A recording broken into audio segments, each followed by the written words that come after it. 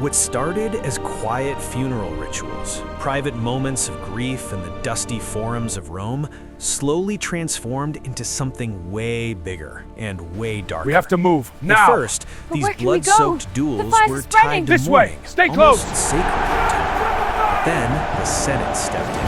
The games, ludi, weren't just family ceremonies anymore. They became state-sponsored events, officially funded, scheduled, and staged in honor of Jupiter. What had once been personal sorrow was now public policy. And that shift, it changed everything. Temporary wooden arenas turned into massive stone amphitheaters. Blood wasn't spilled in muddy town squares anymore. It soaked into engineered sand floors beneath towering arches. The state absorbed the violence, polished it, branded it, and sold it as unity, patriotism, even divine favor. But Rome didn't stop at gladiators fighting each other. They starved lions. They flooded arenas to stage naval wars. They burned people alive to reenact myths. This wasn't just entertainment, it was domination over nature, over enemies, over its own citizens. Every spectacle sent the same message. Rome controlled life and death, completely. And the craziest part? Some of the men sent into those arenas chose to kill themselves rather than be part of the show. So, the real question is, when did ritual become cruelty? When did justice become theater? Alright, let's start where everything quietly shifted. At first, these games weren't about hype or bloodthirsty crowds. They were tied to mourning. When an elite Roman family lost someone important, they'd stage combat as part of funeral rites. It was grim, but it carried a sense of duty, an offering to honor the dead. That was the origin. But here's where it gets absolutely wild. As Rome expanded and crises hit, plagues, military threats, political instability, the Senate started funding games in the name of the gods. The Ludi Romani, originally held to honor Jupiter, weren't just religious festivals anymore. They became tools. If Rome was losing battles, more games. If famine loomed, more games. The Senate would vote public money to stage them, framing the bloodshed as a way to win divine favor or avoid divine wrath. Think about that for a second. This wasn't private grief anymore. This was statecraft. What used to be a family ritual slowly morphed into civic performance. Wooden bleachers gave way to permanent stone amphitheaters. What began as a somber rite in a muddy forum was now scheduled, codified, publicly funded, and expected. By the end of the Republic, Rome had essentially institutionalized violence. And with every drop of blood hitting the sand, the state was writing a new kind of law, not carved into tablets, but etched into stone arenas packed with cheering citizens. But hold up, because once Rome realized the political power of spectacle, they didn't just stop at gladiator duels. They raised the iron gates, and something starving stepped out. That iron gate groaning open? That wasn't dramatic flair. That was the sound of someone's death sentence sliding into place. The crowd would go dead silent. Thousands of people, packed into stone seats under the blazing Roman sun, holding their breath. And from the dark tunnel beneath the arena, a man would step out. Maybe a condemned criminal, maybe a prisoner of war dragged from some far-off province, sometimes even a rebellious slave. No armor worth mentioning, no real chance. Then, across the sand, another gate creaked upward. And out came the lion. Not some majestic, well-fed zoo animal. This beast was starved. You could see its ribs pressing through matted fur, its eyes locked in, sharp and desperate. Hunger was weaponized. Rome didn't just release animals into the arena, they engineered the outcome. A starving predator meant faster chaos, quicker blood, louder cheers. This wasn't a duel. It wasn't even combat in the traditional sense. It was execution, dressed up as entertainment. By the 1st century CE, these events had names. Venationes when staged as hunts. Damnatio ad Bestias when used for punishment. Either way, the line between justice and spectacle completely blurred.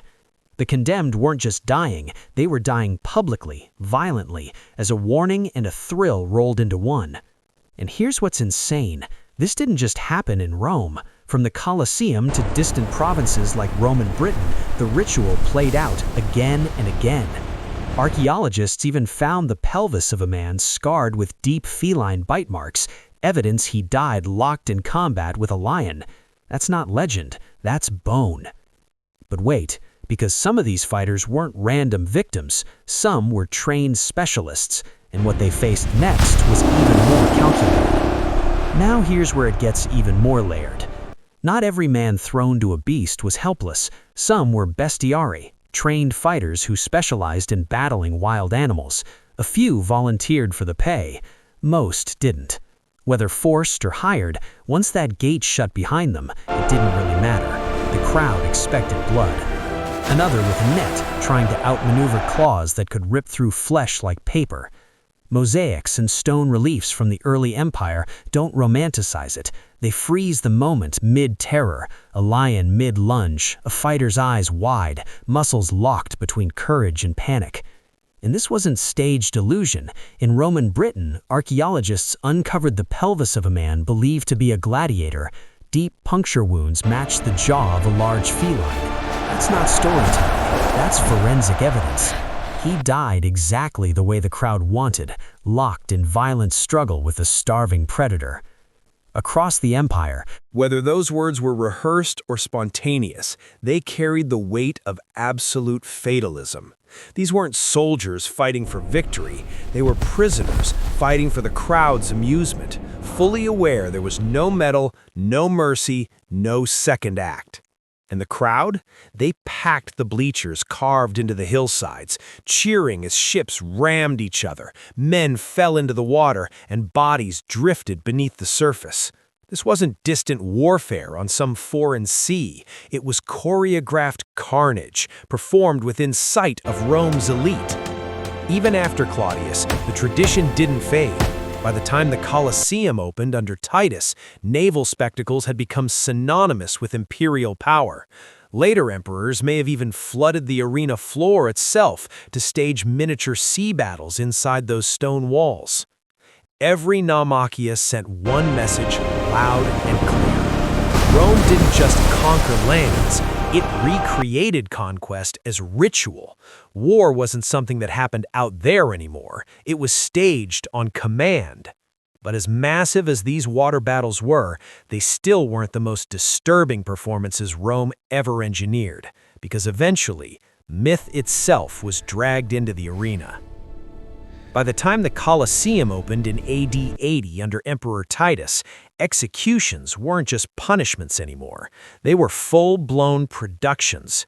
Midday, between gladiator matches, the crowd didn't go home. They stayed for what might have been the most disturbing part of the schedule. That's when myth came to life, but not the way you'd read it in a scroll. Take Orpheus. In legend, his music was so powerful it could charm wild beasts. Trees bent toward him, animals lay peacefully at his feet.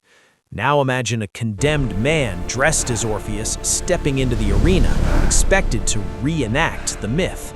Except this time, the animals didn't bow, they tore him apart. The poet Martial actually recorded witnessing scenes like this during the inaugural games. The crowd watched as myth collapsed into reality. No divine rescue, no poetic ending, just screams swallowed by applause. And it didn't stop there. One of the most twisted reenactments involved Pasiphae, the Cretan queen cursed with unnatural desire for a bull. Roman audiences saw a condemned person, possibly a woman, possibly a man forced into costume, thrown into the arena in a grotesque imitation of that story. The line between mythology and humiliation vanished. It wasn't storytelling, it was degradation disguised as culture. Then there was fire. Victims were forced into the tunica molesta, a garment soaked in pitch, then set ablaze. Sometimes it was framed as the hero Mucius Scaevola, proving loyalty by enduring flames. But this wasn't bravery. This was a living person burning alive while thousands watched. Christian writer Tertullian later described these victims being mocked as kindling men, turned into human torches during public spectacles. The screams? Drowned out by cheers. This wasn't art, it wasn't even justice, it was control, wrapped in ritual, framed as morality. And by the time the flames died down, something deeper had shifted in the Roman culture itself. Because when death becomes theater, what does that do to the audience? By now, Rome's arenas had transformed into instruments of power, tools to shape minds as much as punish bodies. Blood, sand, water, and fire weren't just entertainment, they were statements. Every spectacle reinforced a single chilling truth. The emperor controlled life and death, and the crowd, they were complicit, cheering as ritual became policy. From funeral duels that honored the dead to beasts starved into ferocity, from naumachiae flooding amphitheaters to mythical tortures enacted in flame and flesh, Rome had perfected a culture where spectacle and statecraft were inseparable. The arena wasn't just a place of death, it was a stage for demonstrating absolute dominance over man, beast, and nature alike. Seneca captured the eerie effect on those who watched. In letters to Lucilius, he wrote, "I come home more greedy, more ambitious, yes, even more self-indulgent, even more cruel and inhuman, because I have been among human beings." Exposure to orchestrated violence didn't just entertain, it reshaped morality, ambition, and empathy. It made spectators participants in a system designed to numb conscience and glorify control. And yet, amid all this orchestrated chaos, the silent acts of defiance, prisoners taking their own lives rather than bowing to the spectacle, remind us of a crucial point. Even under the crushing weight of imperial authority, there remained sparks of human agency. In a world where Rome measured power by the choreography of death, those small acts of resistance,